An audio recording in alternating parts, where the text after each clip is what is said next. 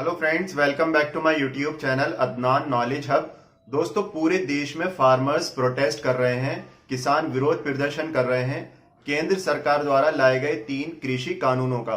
तो आखिर ये तीनों कानून क्या हैं और इन कानूनों के अंदर क्या अच्छाइयां और क्या कमियां हैं, इन कानूनों के बारे में सरकार का क्या पक्ष है और फार्मर्स का क्या कहना है, जानेंगे आज की इस वीडियो में। इसके अलावा मंडी क्या होती है और एमएसपी क्या होता है, इसको भी जानेंगे आज की इस वीडियो में। तो वीडियो में लास्ट तक बने रहिएगा। उससे पहले दोस्तों, अगर आपने मेरे चैनल को अभी तक सब्सक्राइब नहीं किया है तो सब्सक्राइब कर लीजिए और बेल आइकन को प्रेस करना बिल्कुल ना भूलें, ताकि मेरी आने वाली हर एक न्यू वीडियो का अपडेट आपको सबसे पहले मिल सके। तो आइए वीडियो शुरू करते हैं।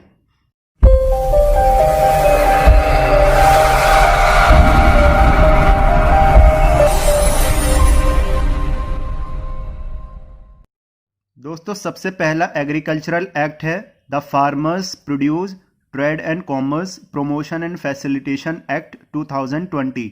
ये एक लंबा चौड़ा नाम है। ये एग्रीकल्चरल एक्ट एक देश और एक बाजार की बात करता है, यानी किसानों को देश के किसी भी राज्य में अपनी फसल को बेचने का अधिकार देता है। इसके अलावा इस कानून के तहत प्राइवेट मंडी भी इस्टेब्लिश की जा सकेंगी। ये मंडी क्या होती है इसके बारे में आगे वीडियो में आपको क्लियर हो जाएगा। अभी क्या सिस्टम है वो समझते हैं। दोस्तों, किसान अपनी फसल को 2 जगह बेच सकता है। पहला, लोकल मार्केट में, मतलब किसान अपनी कोई भी फसल जैसे गेहूं, धान, बाजरा, कपास, दाल वगैरह या कोई भी फसल अपने आसपास के एरिया में किसी भी प्राइवेट कंपनी या फैक्ट्री को या किसी भी बड़े बिजनेसमैन को बेच सकता है किसी भी रेट में।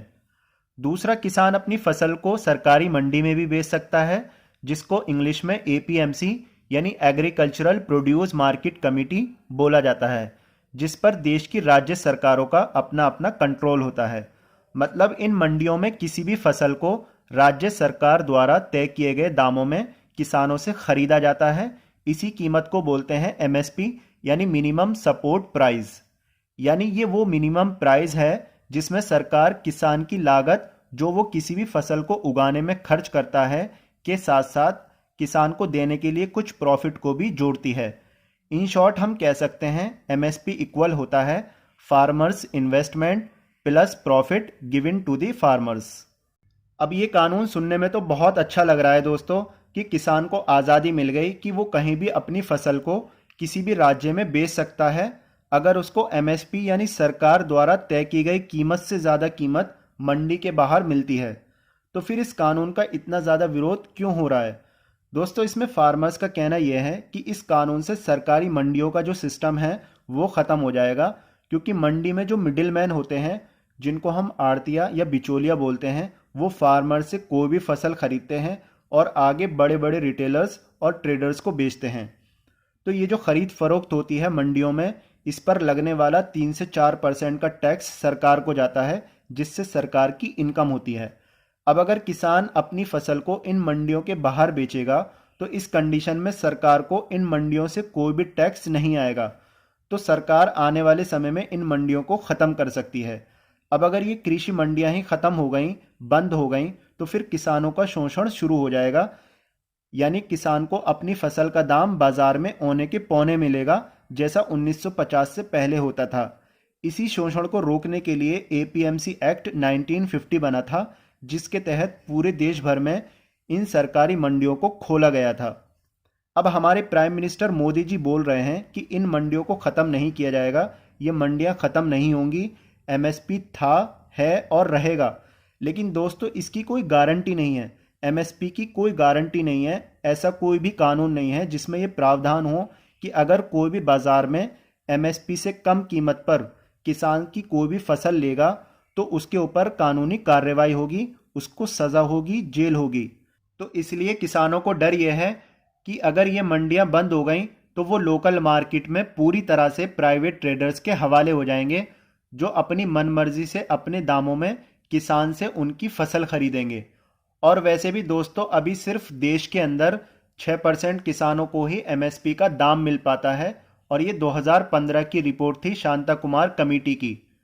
यानी 94% किसानों को एमएसपी से कम कीमत पर अपनी फसल बेचनी पड़ती है, इवन सरकारी मंडी में भी, क्योंकि जब किसान अपनी फसल को लेकर मंडी में जाता है तो ये जो मिडिल मैन होते हैं ये किसान की फसल को देखकर बोलते हैं कि ये फसल अच्छी नहीं है, इसमें ये खराबी है, वो खराबी है। ये कहकर वो किसान से एमएसपी से कम कीमत पर उनकी फसल खरीद लेते हैं। अब इसमें सरकार का कहना यह है कि हम ये जो मिडिल मैन का सिस्टम है ये ख़त्म कर देंगे, लेकिन फार्मर्स का कहना यह है कि मिडिल मैन का सिस्टम ख़त्म करने की ज़रूरत नहीं है, बल्कि सरकार एमएसपी को गारंटी करे, यानी उसके ऊपर कानून लेकर आए कि अगर किसान से उसकी फसल को एमएसपी से कम कीमत पर खरीदा गया तो उसके ऊपर कानूनी कार्रवाई होगी, उसको सज़ा होगी। तो दोस्तों ये था पहला कृषि कानून। आइए अब समझते हैं दूसरे कृषि कानून के बारे में। दूसरा कानून है the farmers empowerment and protection agreement on price assurance and farm services act 2020। ये भी एक लंबा चौड़ा नाम है, इसको शॉर्ट में कॉन्ट्रैक्ट फार्मिंग कहा जा सकता है। ये कानून किसानों को उनकी फसल की बुआई से पहले कॉन्ट्रैक्ट यानी अनुबंध पर बेचने की आज़ादी देता है। मतलब किसान किसी भी फैक्ट्री, इंडस्ट्री या किसी भी बिजनेसमैन से कॉन्ट्रैक्ट कर सकता है अपनी फसल का उसकी बुआई से पहले। जैसे मान लीजिए अभी गेहूं का एमएसपी 1800 रुपये पर कुंटल है सरकार की तरफ से, तो किसान चाहे तो 2000 रुपये, 2100 रुपये या 2200 रुपये पर कुंटल के हिसाब से लोकल मार्केट में किसी भी प्राइवेट ट्रेडर से कॉन्ट्रैक्ट करके बेच सकता है। तो ये कानून सुनने में तो बहुत अच्छा लग रहा है कि सरकार कह रही है कि इस कानून से किसानों को फ़ायदा होगा, किसानों को उनकी फसल का अच्छा दाम मिलेगा और कॉन्ट्रैक्ट फार्मिंग को बढ़ावा मिलेगा। लेकिन इस कानून के अंदर क्या खामियां हैं, क्या कमियां हैं, आइए समझते हैं। मान लीजिए गेहूं का एमएसपी 1800 रुपये पर कुंटल है जो कि सरकार ने तय किया हुआ है, और किसान किसी भी प्राइवेट ट्रेडर से अपनी फसल का 2000 रुपये पर कुंटल के हिसाब से कॉन्ट्रैक्ट कर लेता है, तो इसमें तो किसान का फ़ायदा होगा। लेकिन अगर मान लीजिए किसान ने तो 2000 रुपये पर कुंटल के हिसाब से कॉन्ट्रैक्ट किया हुआ है, लेकिन एमएसपी 2200 रुपये पर कुंटल हो जाता है, तो इस कंडीशन में तो किसान को नुकसान होगा ना। तो यहाँ पर भी वही एमएसपी का पेच फंस गया। इसमें किसान का कहना यह है कि एमएसपी को गारंटी किया जाए कि अगर किसान ने किसी भी दाम में अपनी फसल का कॉन्ट्रैक्ट कर लिया है और एमएसपी उस दाम से ज़्यादा हो जाता है, तो किसान को भी एमएसपी का दाम मिले, भले ही कॉन्ट्रैक्ट कम दाम में हुआ है।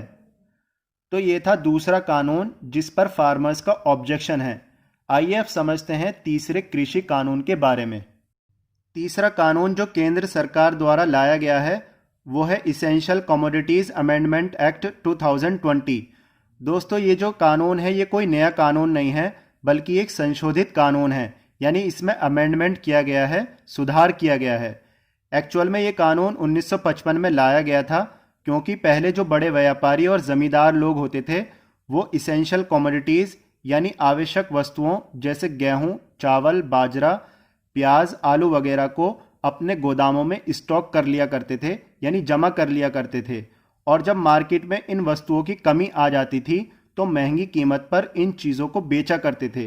तब भारत सरकार द्वारा इस जमाखोरी को रोकने के लिए और इन इसेंशियल कमोडिटीज़ की सप्लाई को कंटिन्यूस सुनिश्चित करने के लिए 1955 में एक कानून लाई थी, इसेंशियल कमोडिटीज़ एक्ट 1955। यहाँ पर ध्यान देने वाली बात यह है कि अगर किसी भी वस्तु को सरकार इसेंशियल कमोडिटी यानी आवश्यक वस्तु डिक्लेयर करती है तो सरकार उस वस्तु के प्रोडक्शन, सप्लाई और डिस्ट्रीब्यूशन को कंट्रोल करती है और उस वस्तु की मैक्सिमम स्टॉक लिमिट भी लागू करती है। तो ये था 1955 का कानून। अब इस कानून में जो अमेंडमेंट किया गया है यानी बदलाव किया गया है वो ये है कि इस कानून के तहत कोई भी अनलिमिटेड स्टॉक कर सकता है इन इसेंशियल कमोडिटीज़ का। इस पर किसानों का कहना यह है कि इस संशोधित कानून से 1955 से पहले जो कालाबाजारी और जमाखोरी होती थी इन इसेंशियल कमोडिटीज़ की वो फिर से शुरू हो जाएगी, जिससे हमसे तो कम से कम दाम में फसल को लिया जाएगा, खरीदा जाएगा और उसको स्टॉक करके, जमा करके आगे काफ़ी महंगे रेट में बेचा जाएगा। तो दोस्तों ये थे तीनों एग्रीकल्चरल एक्ट 2020, तीनों कृषि कानून 2020। आई होप अब आपको समझ में आया होगा कि आखिर ये तीनों कानून क्या हैं और इन कानूनों का किसान क्यों विरोध कर रहे हैं। Friends, if you really like this video, then share this video to all your friends so that your friends will also know about these Agricultural Act 2020. Okay friends, फिर मिलते हैं आपसे एक और इंफॉर्मेटिव वीडियो के साथ. तब तक के लिए bye bye. Take care of yours.